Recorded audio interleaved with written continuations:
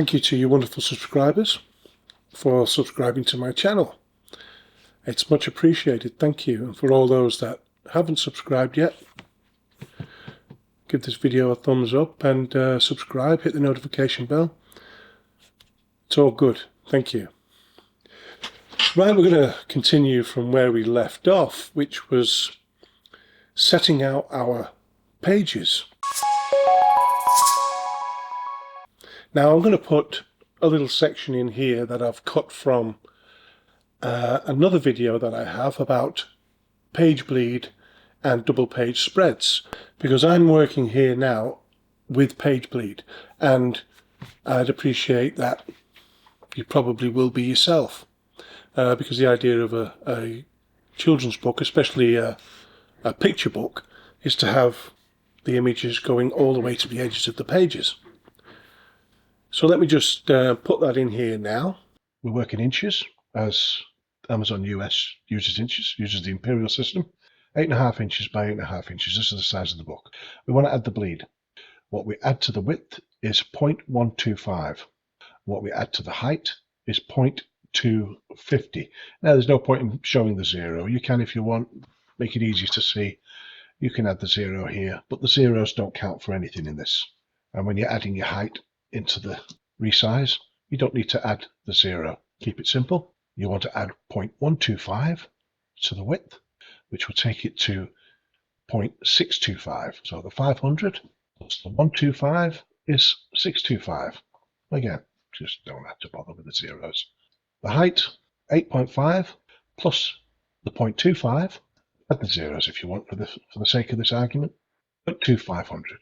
Add that to 500. And you have 750, but we're removing the zeros. And these are the measurements you want. You add these to the page when we resize. So we'll go to resize, inches. What we want is 8.625 for the width and 8.75 height. And resize. Design, resize successfully. So all these pages will be the same. So it's important to also note that if, and it happens a lot, if you've submitted or published your book to KDP, you've followed all the guidelines, you've got the right page count, you've picked the right colour, premium or standard colour,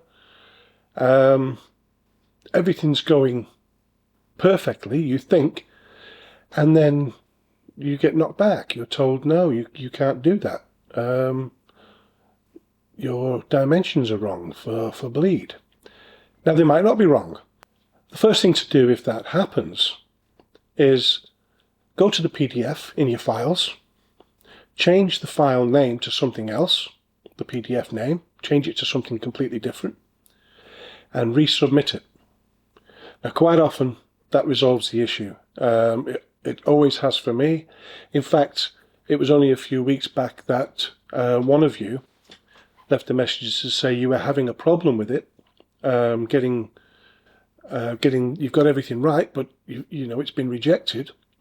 And I suggested you do exactly that, which is change the file name and resubmit that same file, because you told me everything was perfect. You told me the sizes, you told me how it was colour, you told me all about it. You changed the file name, and you then sent another message to say everything went well, and it was submitted. So that's great. So just do that if you have anything rejected. Now, your illustrations, you may have done them yourself. You know, you may have actually drawn these images, then copied them, had them copied to 300 dpi or at least 200 dpi, and put into files for you, and you're ready to use them. You're just wondering how to set this out. So yeah, great if you can do that, or if you manage to purchase them, you have somebody draw them for you, design them for you. That's great. You know, I really recommend that if you can afford to. And you can get, you know, people just starting out who will give you a really good price. And that's something I'm going to do in another video. I'm going to put the word out and ask for an illustrator that I can work with to do a video with, and they'll get promotion. It'll be some sort of symbiotic relationship there. But in the meantime, it's back to this. My page size is at 8.5 by 8.5 inch, and we're going back to the title page here. Now, I'll put a link to this above, but I've shown you how to draw pretty much 3D looking images, titles with Canva, and I'm going to use the one we made for my title. So I'm going to capture, put my left mouse on, hold down, capture everything there. I'm going to copy it and we'll paste, and that looks quite good there, but I'm just going to drag it down a little bit more, saving room for my author name and a little image. So yep, that looks good, and it stands out on a white background for this. Now for the main cover, I'm going to use this plus the grey background from this. Now we need some other lettering, and I'm going to just use straightforward lettering from the 3 selections here, and this is going to be Jacob, and I'm going to drop down one and there, and I'm going to right align that so it fits like that into this top corner and bring it down a little bit. Now there's a bit of a big gap there, and I don't like that, so what I'm going to try and do is remove that. So I'll go to line spacing, and I can't see my image. Let me just move that out of the way. Capture all that a minute, just drag it down so I can see, and I'll go for line spacing on this, and I'll tighten that up, and that's a lot better. I could probably make that a little bit bigger, and I'll put a bit of shadow on that. So I'm going to drag all that now back up here. Good, I like that. And I'm going to copy that.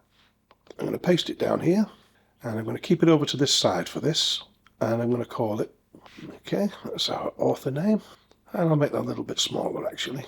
So we still want to try to keep a really nice interior page, because when people get the look inside feature, this will show up. The title page, yeah, sure, you've got a little image there, but when you click on it, when you click on this, look inside, you still want it to stand out. You still want there to be some sort of impact. So, and I think that does it. You know, you could do anything. You could change just change the back of that really to something else completely if you wanted to, and just lighten it a little bit, and that way you're still keeping your pages with some colour in. And there it is there, because we've used it. The next thing we want to do is we want to make folders, a folder, to keep all our images in Canva. Now if you've not made a folder before, it's super important because it saves clogging up your uploads. If I go to File, Save to Folder, create a new folder, and we're going to call it Steve Jacob, and we're going to add to that folder. Right, so if we scroll down this side here until we reach folders, and we find our folder in here, we open our folder, but I want to add all my images in here, into this folder. So I use this top bit, the 3 dots, I click Upload, I go to the folder, Jacob and the Dinosaurs, and I keep all my files in this area here. And that includes scenery, so that could be my first background, that could also be the title background. I'll have that. That'll go up inside here. Upload, the baby Jacob. I'll have that in there. So in this folder now, we have this design, plus the images, and we're going to fill it with all the images that we need, all the backgrounds that we need, everything. So that we can just go to it, we can just drag to the whole image, and we can put those backgrounds in if we want to. But I'm going to keep this background blank for now because I like it for a title page. I'm going to add the baby. I'm going to add baby Jacob there. I want more uploads, so I'll go back to upload, and I want an egg. Now I've already shown you in a previous video and in previous video links how to remove the background from images, if that's what you want to do. If you're creating images like this and you're not using a designer to do it, an illustrator to do it. But I've already shown you that. shrink it down, and we'll just put that there. Not too low, because I don't want it to, even though there's bleed allowed, I don't want it to actually go to the bottom. So that's it. That's my internal title page done. And we've got our folder set up. I've just removed these from here. Now when it comes to creating your pages, bear in mind that the average, or if you want to sell it to a publisher, if you hope it will end up with a publisher and not yourself, and it will get into the shops that way, try to aim for about 32 pages in total, including your title pages. And if you've got a blank back page, try to just have 32 pages. So with the likes of Canva or Illustrator or whichever it is that you're using, and you'll get the same effects with other programs. I'm just using this because I can only use one at a time, and I do like this one. Yeah, you've got page 4. You'll be able to see where it goes up to 32. 32 is a good number, but there's plenty of successful books out there at 28 pages and 38 pages. And in that bracket, the printing costs will be about the same for you. So, you know, you could do 28 pages, and if that's what it takes, and that's all it is, then so be it. You don't want to stretch a book out just to make more pages. But at the same time, you want something that feels like a book. You know, so the thinner it is, the less people are thinking they're getting for their money. So what you're going to do is when storyboarding, and I don't just mean grabbing a load of, well, you can grab a load of Post-it. That's page 1 and 2, you know, this is page 3 and 4, you know, and so on. You'll have all these all over the place. But it's a good way to do it, using little Post-its and to draw your images. Okay, so page 1 and 2 will be this, page 2 and 3 will be that. And do it on A4 paper, do little sketches, but work out what your story is going to be. You've got a beginning and an end, and how you're going to fill that in the meantime. You're going to fill it in with 30 images, 30 little story sections, or you're going to do 15 or so double page images. So you've got to get that in your head before you go anywhere, because otherwise you'll be kind of lost trying to fill things in and making things up as you go, which can be done. I've done it myself, and I actually had a successful book doing it. I've just sort of built it up based on the image I've been able to purchase. Right, so go back to here. Now then, you can do a double page spread without actually a double page image. What I've done with one particular book, and I'll show you that now, I've taken the words out of this because it's really for adults. It's an adult type of book, really, bit of a funny one. What I've done is I've got the images and I've coloured the background. This is an important point as well.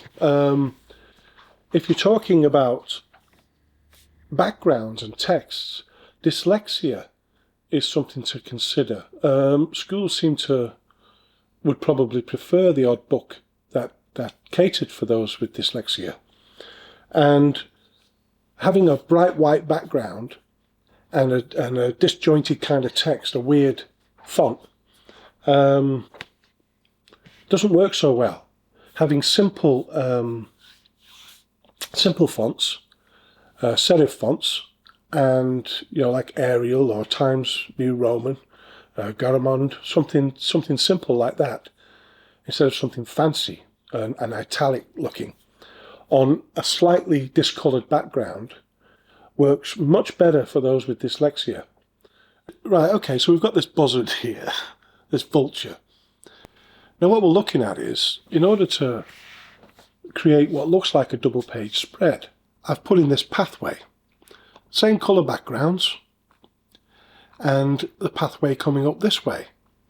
So we've got these two characters on every double page spread.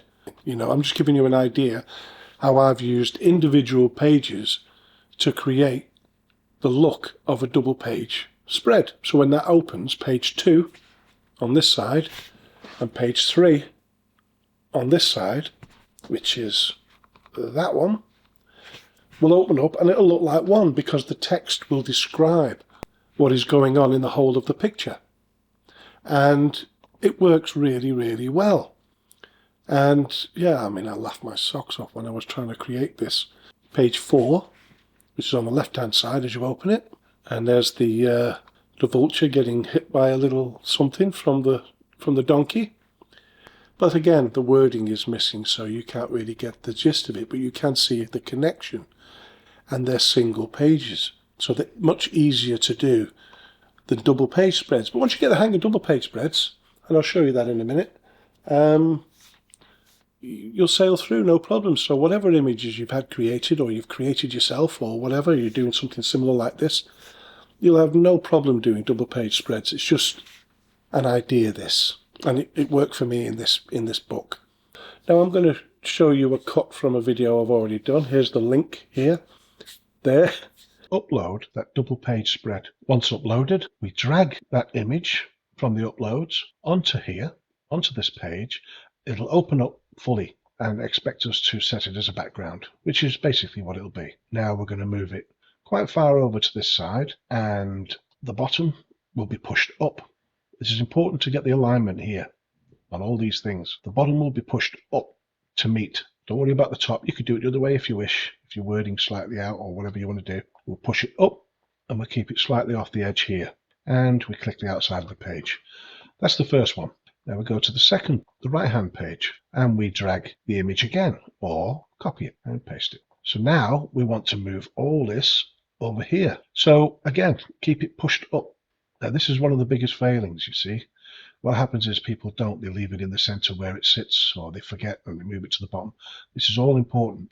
So now what we want to do is we want to have a look for something, anything. We go down here and we have a little look. There's nothing that really stands out. So let me double click on that again and see if I can move it to somewhere where, see this little gap in the cloud? I've put the line right in the middle of that, pretty much. So we'll come out of that. Now we'll open this up and I'll move this image so that gap in the cloud is right there. And remember, keep it pushed up. And that is right there. So now I know that once that gets printed, that gap in the cloud there is that gap in the cloud there, and we're good to go. Just double check it's pushed up, but make sure you don't move it out, move it along, don't nudge it. And just double click and make sure it's still sat there. And that's your page. That's your double page spread. And when you open a book, all these lines should line up nicely. So what we haven't got is something like this. There's nothing worse than opening a book and finding none of these pages meet. And yeah, okay, it's a little bit of an exaggeration. I could move that up a little bit. Okay, so it's not as drastic, but still, even missing by this much, it sends everything out. When you're working with the double page spread, keep your characters away from that line. So for example, if this dodo was here, then chances are it would be split in two. It wouldn't be very clear. So always remember the center line, keep things away from it. You can check that out. That's how you do double page spreads. That's how I do double page spreads. And it's really quite easy once you get the hang of it. And there's the whole video on it with your page bleeds in that link. So I hope that helps to get this far with this video. And we've not finished yet. We've got a long way to go. We're going to start filling in them pages. And I'm going to be requiring your assistance with keywords. I'm going to get, hopefully, some of you to choose a line, to come up with a keyword for a line, and we're going to fill that in.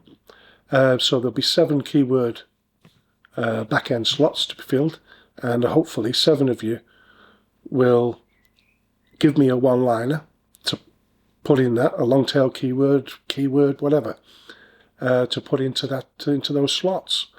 And maybe even a little input with the description. So I need your assistance with this book, and we're going to publish it. I'm going to publish this book on Amazon KDP, so we're going through all the motions. Well, not this book, but we're going to publish this book, and we're going to see how it goes. It's going to go under the pseudonym of Steve Jacob, so it'll be on its own. And we can watch it from there. So, and see how it does, and then we can tweak if it's not doing anything at all. We can tweak those keywords, and and just keep giving a little push and just to see how it goes. Because it would be interesting. It might not do anything at all. Who knows? It might be a big hit. So that's what we're doing here.